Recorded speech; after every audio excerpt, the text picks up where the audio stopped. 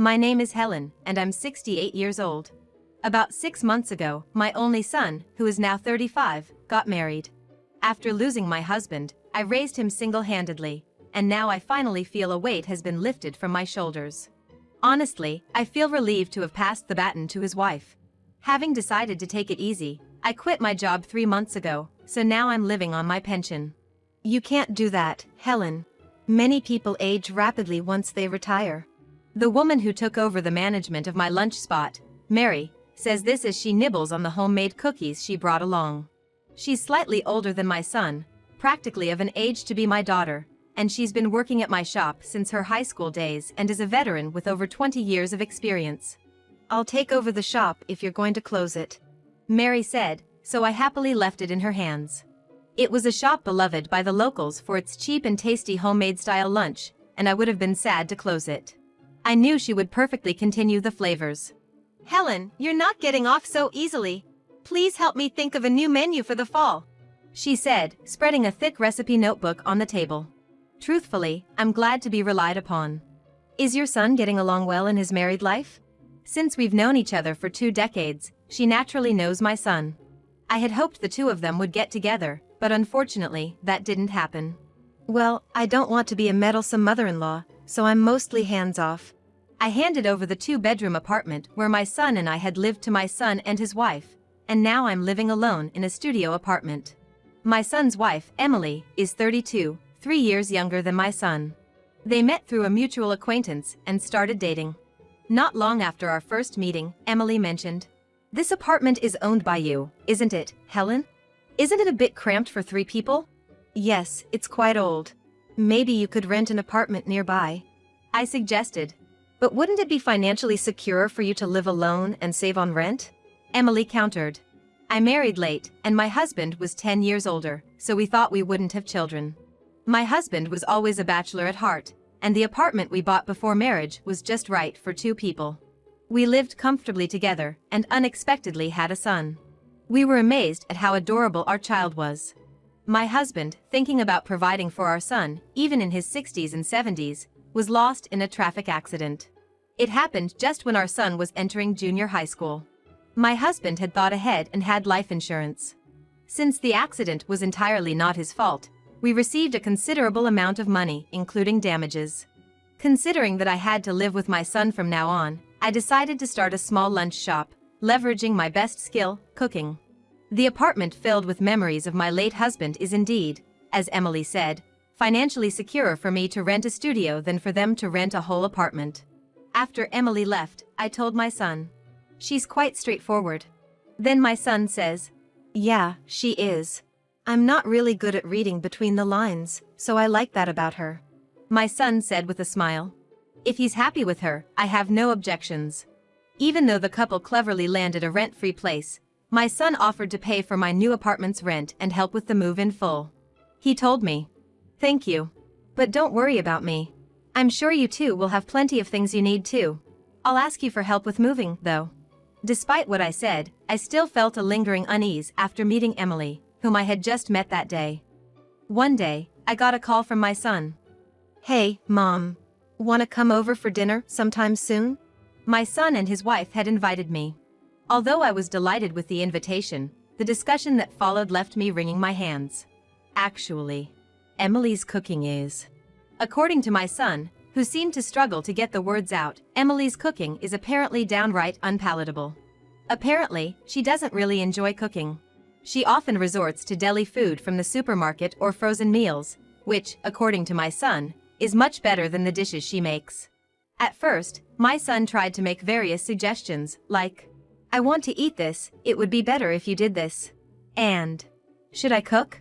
But every time, Emily would become extremely grumpy. "We used to always have cereal and fruits for breakfast, right?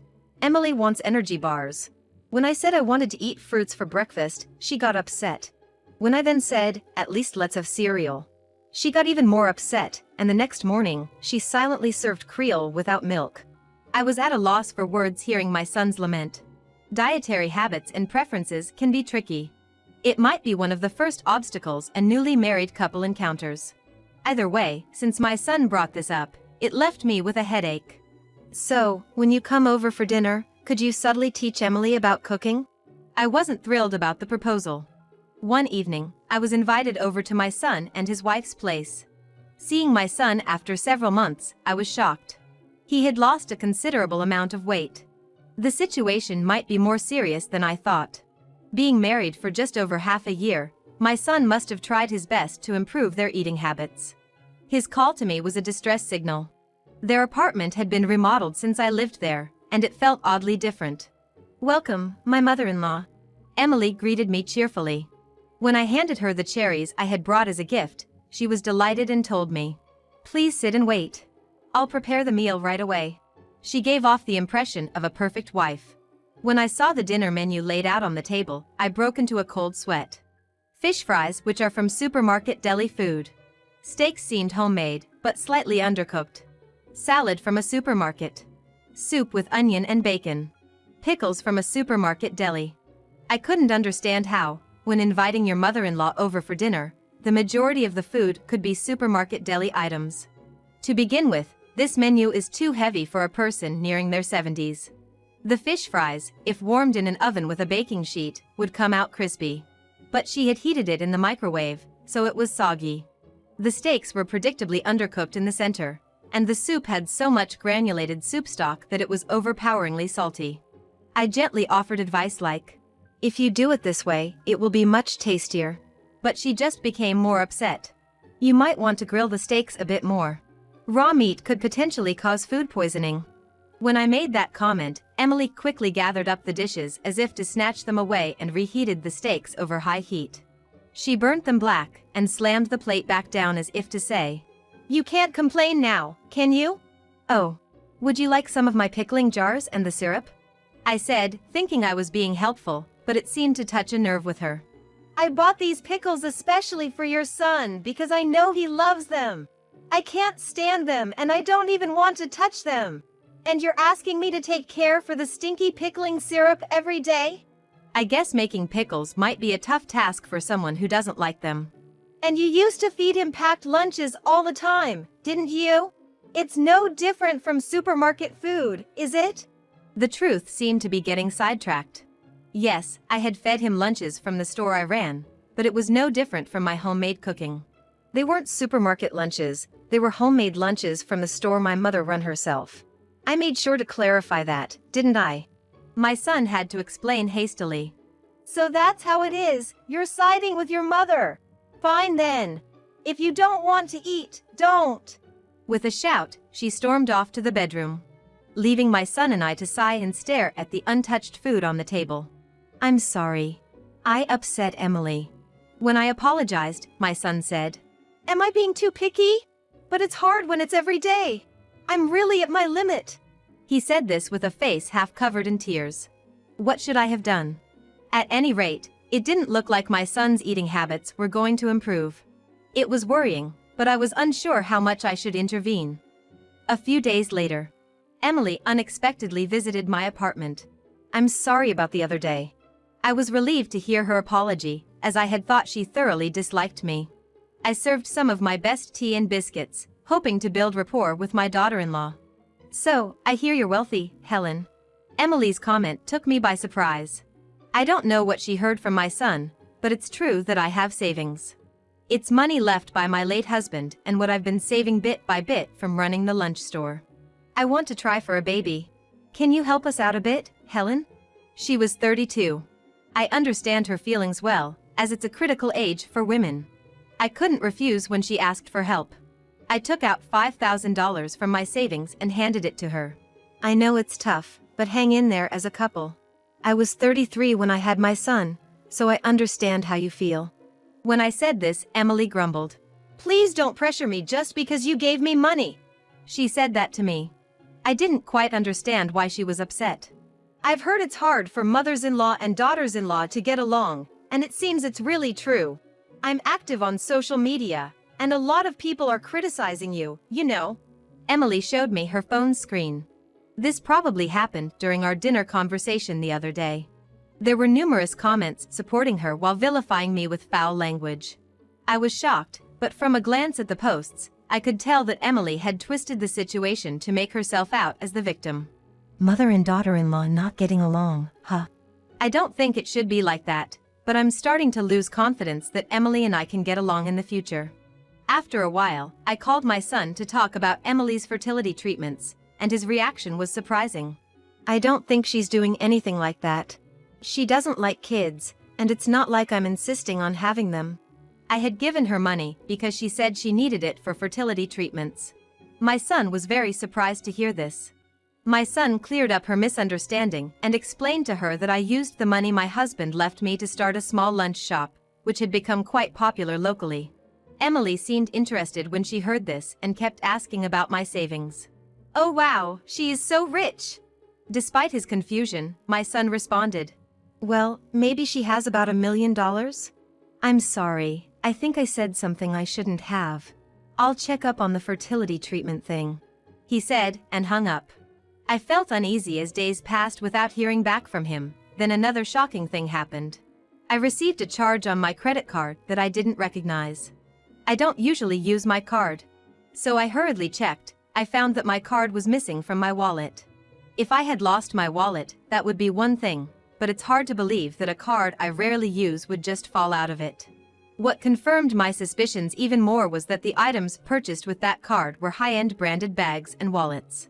Emily must have secretly taken the card from my wallet the last time she visited. Not only did she deceive me into giving her $5,000 under the pretense of fertility treatments, but she also stole my card. This is a bigger problem than just her terrible cooking. I contacted the credit card company to freeze the card. Although family members who misuse a card are not usually held accountable, I couldn't let her keep spending my money. Did knowing I had savings blind her to reason? Originally, she probably wasn't after my property. I was kind of sad, but I couldn't just stay quiet. I was fed up with her cooking, so I reached out to my son in advance. "Why don't you try my homemade cooking once in a while?" When I suggested this, my son seemed more than happy. Emily might be upset again, but is that okay? When I asked him, he replied in a resigned tone. "Yeah, I'm kinda at my limit too. I'm ready for whatever happens." The day, I brought all the ingredients to my son's apartment that day and prepared the meal in the kitchen I once knew so well. Emily stayed in the bedroom and didn't help me at all. She was probably writing nasty comments about me on social media again. "Ah, delicious! This is it! You would understand if you tried it." My son was delighted to eat my cooking, so much so that one might think he was overdoing it. After all, I had only cooked his favorite dishes. However, after taking a sip of my soup, Emily frowned. "Isn't this soup a bit bland?" "That's because you add too much granulated stock. The problem isn't the stock itself, but rather the quantity." I replied with a stern tone. Predictably, she stubbornly retorted, "But it tastes better with more." Even supermarket ready-made food tastes different with a bit of extra effort. It's a lifesaver for busy homemakers. I've been selling boxed lunches for busy people all my life. "But you're not working, Emily, so you have plenty of time to cook, don't you?" I asked. Caught off guard, she fell silent for a moment, then snapped. "I can't make these bland, old people's meals." She spat out her words with contempt. Even my son seemed to lose his temper at this. Or rather, he'd probably been fed up for quite a while. "If you say you can't make it, then fine. You probably didn't even want to cook in the first place, did you? This grilled fish, the stuffed bell peppers, the soup, the pickles. They all taste 100 times better than your cooking." Emily, getting an earful from my son, angrily stood up and shouted, "Oh, I can't take it anymore. If I knew you were such a mama's boy, I wouldn't have married you." Does a son praising his mother's cooking make him a mama's boy? I stopped Emily as she grabbed her bag and stormed out of the room. "Wait a minute. That bag, it's the new product from that brand, isn't it?" She flinched for a moment, then replied, "Huh? Yes, what about it?" She seemed determined to play innocent. "You see, I got a bill for a bag from that brand, purchased with my card. I had no idea, so I thought it was strange." I confronted her directly, but she didn't flinch. "Huh? Helen, maybe you forgot about your own shopping? It happens when you get older." Ignoring my point, she tried to blame it on my cognitive abilities. My son, who had been silent without understanding the situation, interjected. "Hey, didn't you buy a wallet along with that bag?" "Yes, the charge from the credit company included both the bag and the wallet. It came to a total of $3,000. Hey, why does the bill for your shopping go to my mom? She stole my card from my purse. Upon my revelation, my son slumped his shoulders in dismay. You stole her card? What were you thinking? That's criminal behavior, even if we're family. Even as she was berated by my son, she showed no remorse and shrugged. Oh, come on, I didn't steal it. I just borrowed it. Helen has enough with her pension, right? Money isn't something you can take with you when you die, so it's better to spend it. Her words were no excuse at all, but she didn't seem to think she'd done anything wrong. So, you even lied about wanting to have a baby to squeeze money out of my mom? I wasn't lying. I really did intend to. But it seemed like such a big deal. And it seemed like it would be tough on you too, so I thought you might not want to. Her words were as if she had given up thinking about my son's sake. I wasn't informed of anything. It seemed my son had also realized that talking with her was futile. I didn't care whether my son and Emily had children. As long as my son could live happily with Emily, that would be enough. But it seemed that was an impossible wish. It may be enough for me to live on my pension. Indeed, I do have savings. As I began, Emily's eyes brightened as if she thought her point had been proven. Huh? I told you so, didn't I? I overrode Emily's attempt to interrupt. That money isn't for me. It's for my son and his family. I don't recognize you as family. It's not your money to spend. Her face turned from red to blue, then she retorted. What are you talking about? I'm your son's wife, aren't I? Aren't we family? And she pouted. I couldn't believe she had the nerve to say that. My son slowly began to speak. I don't want to be married to you anymore. Let's get a divorce. At the moment she heard these words, she lost her temper and started screaming. Are you out of your mind? Why are we suddenly talking about divorce? This isn't sudden. I've been thinking about it for months. It's not your fault you're not good at cooking. But you never tried to make an effort, did you? My son must have been really frustrated with his wife's cooking, but you can't get divorced just because someone isn't a good cook. Do you have any evidence that I haven't made any effort? She argued like a school kid. Finally, I couldn't stay quiet any longer. Look, cooking is about considering the person who's going to eat it.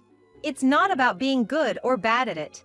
There are recipes that anyone can follow to cook a dish. You never even asked me once what your husband's favorite meal is, did you? Also, maybe being bad at cooking isn't a reason for divorce, but the fact that you lied to me to extort money, and that you stole cards to go shopping, are crimes, right? Those are valid reasons for divorce. If my son wants a divorce, I will support him. What's the matter with you two? Like mother, like son. His wife burst into a rage and started throwing around unpleasant words, but my son coldly pushed her away saying, I don't want to dislike you any more than I already do. Can you please be quiet? My son coldly shut her down, and then it finally went quiet. If you don't want a divorce, go ahead and seek mediation or take it to court. I don't think you'll win though. If you agree to part ways amicably, I'll give you that designer handbag and wallet. I'll repay the money my mom lost due to your fertility treatment scam as well. My son seemed determined. I didn't really need him to repay me, but I decided to keep silent about it. What? A scam? How awful that sounds. You think you can pay me off with just this? You must be joking. She tried to argue further. All right. In that case, I'm going to charge everything to you. Wait for it. Upon hearing my son's parting words, it seemed that she finally realized her disadvantage. After a while, Emily, who took over my shop, came by with her recipe notebook. She wanted to consult about the Christmas menu. When I told her about the struggle with my daughter-in-law, she said sympathetically, That must have been tough. My son's divorce was finalized, and his ex-wife packed her belongings and left. In the end, I returned to my old apartment and once again began living with my son. The acquaintance who introduced my former daughter-in-law, perhaps feeling guilty, informed my son about her subsequent life. The fact that she couldn't cook at all, her criminal behavior and constant verbal abuse towards me, were becoming well known, and she seemed to have lost all her friends.